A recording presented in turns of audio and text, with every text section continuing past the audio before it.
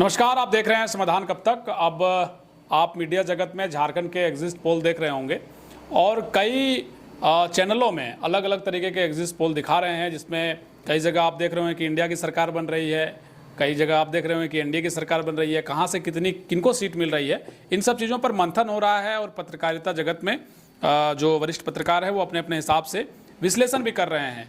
आपने देखा होगा कि कई जगह जहाँ से एग्जिट पोल आए हैं वो कई तस्वीरें साफ करती हैं। आज हम आप लोगों के बीच जब आए हैं तो ऐसे एग्जिट पोल हैं जिसमें से कुल 4 एग्जिट पोल पर अगर हम बात करें, उसमें से 3 एग्जिट पोल ऐसे हैं जिन्होंने साफ तौर पर एनडीए की सरकार झारखंड में बताई है। अब देखना ये होगा कि भाई जब 23 को नतीजे आएंगे तो किनकी सरकार बनती है।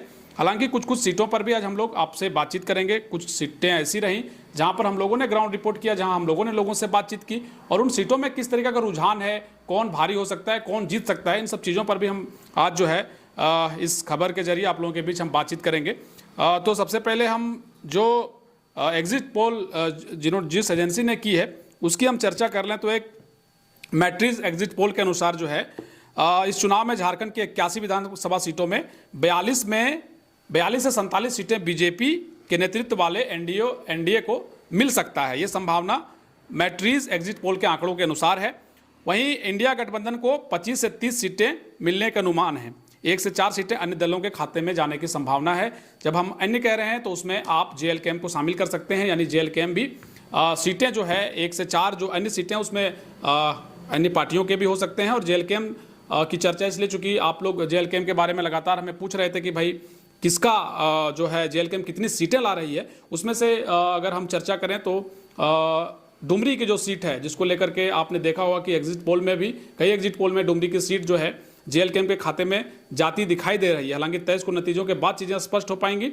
इसके अलावा भी चूंकि 72 सीटों पर जेएलकेएम ने चुनाव लड़े थे, ऐसे में कितनी सीटें वो जीत रहे हैं ये अभी अनुमान शायद लगा पाना एग्जिट पोल में बहुत मुश्किल हो रहा है। चूंकि आपने जितने भी एग्जिट पोल देखे होंगे वो इंडिया और एनडीए को लेकर के चीज़ों को दिखा रही है, लेकिन हम लोगों ने जहां जहां ग्राउंड रिपोर्ट की है जिन विधानसभा में, जिसमें अगर हम बात राजधनवार की कर लें, जमुआ की करें, गांडे की करें, गिरिडीह की करें, बेरमो, डुमरी, टुंडी और गोमिया सीट की अगर हम बात कर लें, मधुपुर सीट की बात कर लें, तो इन सीटों पर भी हम आपको कुछ आंकड़े बताना चाहते हैं जिन आंकड़ों के बदौलत आप समझने का प्रयास कर सकते हैं कि भाई कौन जीत रहा है। हालांकि 23 को नतीजे आ जाएंगे, सब अपने अपने हिसाब से एग्जिट पोल कर रहे हैं, हम भी अपने हिसाब से ही आपको चीज़ों को बता रहे हैं।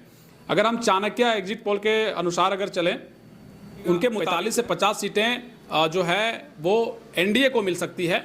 वहीं इंडिया गठबंधन जो है उनको 35 से 38 सीटें मिल सकती है। वहीं 3 से 5 सीटें अन्य के खाते में जा सकती है, जिसकी चर्चा हम लगातार आपसे कर रहे हैं। अन्य में आप जेएलकेएम को भी शामिल कर सकते हैं। जेबीसी एग्जिट पोल के मुताबिक बीजेपी लीडिंग एनडीए गठबंधन को राज्य में 40 से 44 सीटें मिल सकती हैं। वहीं जेएमएम के नेतृत्व वाली इंडिया गठबंधन को यहाँ 30 से 40 सीटें मिल सकती हैं। अन्य की बात करें तो उन्हें यहाँ सिर्फ 1 सीट मिलने का अनुमान है। यानी सब ने अपने अपने आंकड़े बताए हैं और इन आंकड़ों के अनुसार अगर आप जाएंगे तो हमने आपको बताया कि 4 एग्जिट पोल ऐसे हैं जिसमें से 3 एग्जिट पोल कह रहा है कि भाई इस बार एनडीए की सरकार यानी भाजपा के नेतृत्व में एनडीए की सरकार झारखंड में बनने जा रही है। कहीं किन्हीं को 40 से 45 सीटें मिल रही है तो कहीं कोई 40 से 44 सीटें दे रही है और वहीं 42 से 47 सीटों का अनुमान लगाया जा रहा है। वहीं कुछ सीटें ऐसी हैं जिसमें बहुत जबरदस्त टसन है। अब हम बात करते हैं गांडे विधानसभा सीट की। गांडे विधानसभा में भी जबरदस्त फाइट है। यहाँ से एनडीए और इंडिया का सीधा सीधा मुकाबला है। एक तरफ कल्पना सोरेन है, दूसरी तरफ मुनिया देवी हैं। जबरदस्त कांटे की टक्कर आप कह सकते हैं। कई एग्जिट पोल में आपने देखा होगा कि यहाँ से कल्पना सोरेन को जीत दिखाया जा रहा है। हालांकि 23 के बाद ही कह सकते हैं कि कौन जीता कौन हारा, लेकिन अभी एक अनुमान के तौर पर चीज़ों को आप रख सकते हैं। बात गिरिडीह की करें तो गिरिडीह की सीट जो है वो बीजेपी के खाते में जा सकती है। वहीं राजधनवार की सीट भी बीजेपी के खाते में बताई जा रही है। जमुआ की सीट भी बीजेपी के खाते में जा सकती है। डुमरी की बात करें तो डुमरी में जबरदस्त टसन है, लेकिन वहां जो सीट है वो जेएलकेएम के खाते में जाती हुई दिखाई दे रही है।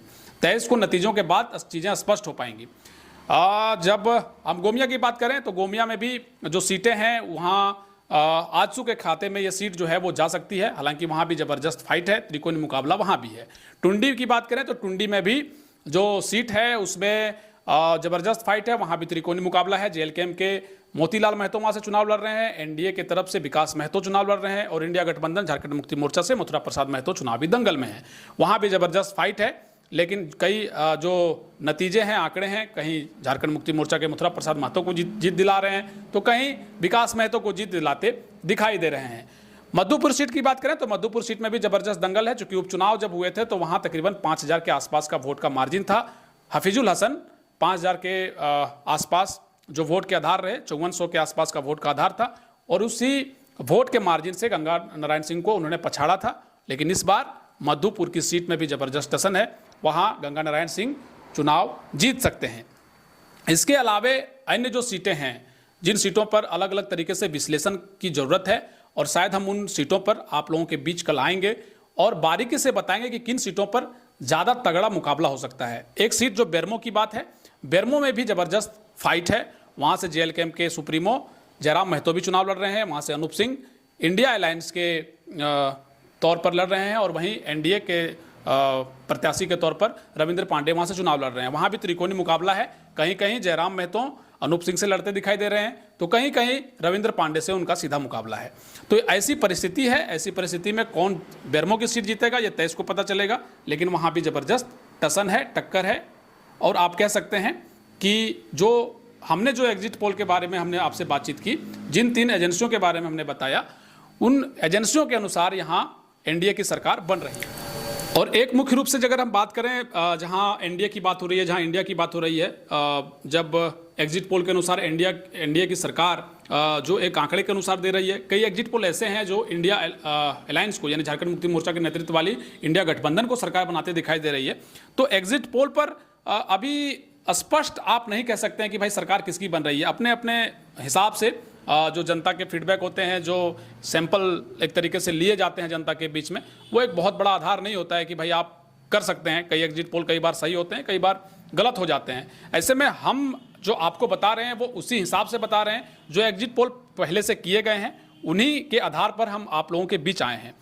और जो जिन विधानसभा में हमने कवरेज कर पाया, उन विधानसभा के अनुसार जो मतदाता रहे, जो रुझान रहा, उस हिसाब से अगर हम बात करें तो वहाँ कहीं ना कहीं इस बार विधानसभा 2024 के चुनाव में हमने एक जो चीज़ें पाई, वहाँ जेएलकेएम जो पार्टी है उनका एक जबरदस्त एक आधार देखा गया। यानी कई ऐसी सीटें हैं जहां जेएलकेएम ने सीधा सीधा प्रभाव डाला है। अगर उनके प्रत्याशी चुनाव नहीं जीत रहे हैं तो कई जो पार्टी के जो प्रत्याशी हैं, यानी जो विनिंग जो जीत सकते थे चुनाव या चुनाव जो हार सकते थे, वो जीत और हार का जो अंतर है वो कहीं ना कहीं कई सीटों पर जो है जेएलकेएम करते इस बार नजर आएगी। और ऐसे में अगर हम कहें कि भाई जेएलकेएम कितनी सीटें जीत सकती है, तो ऐसे में जो हमने एनालाइज कर पाया, जो हम लोगों से मिल पाए, जिन विधानसभा में हम लोग गए, उसमें एक डुमरी, बेरमो और ईचागढ़ और गोमिया की जो सीट है, ये सीटें बहुत ही समझिए कि प्रभाव रूप से रहेगी। रामगढ़ की भी एक सीटें अगर हम कहें तो रामगढ़ भी एक जो सीट है वहाँ पे भी जेएलकेएम का प्रभाव रहेगा, चूंकि लोकसभा के अनुसार से अगर हम बात करें, मांडू की भी सीट को अगर हम बात करें, मांडू सीट भी कुछ उसी तरीके से है। यानी जो वोट है जेएलकेएम का इन सीटों पर बहुत ज़्यादा है, तो कुछ भी नहीं कहा जा सकता कि कौन सी सीटें जेएलकेएम जीत रही है। हालांकि एग्जिट पोल के अनुसार जेएलकेएम को 1 सीटें मिल रही हैं, लेकिन अब जब 23 को नतीजे आ जाएंगे तो चीज़ें स्पष्ट हो जाएंगी कि कौन जीता कौन हारा।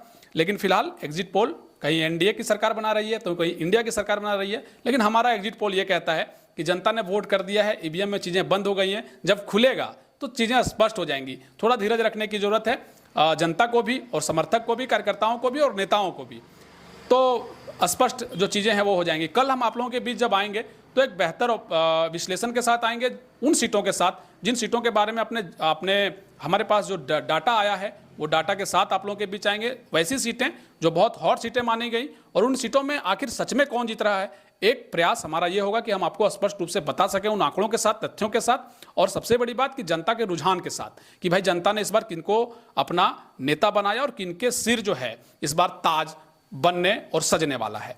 चलिए, शुक्रिया आप सभी का।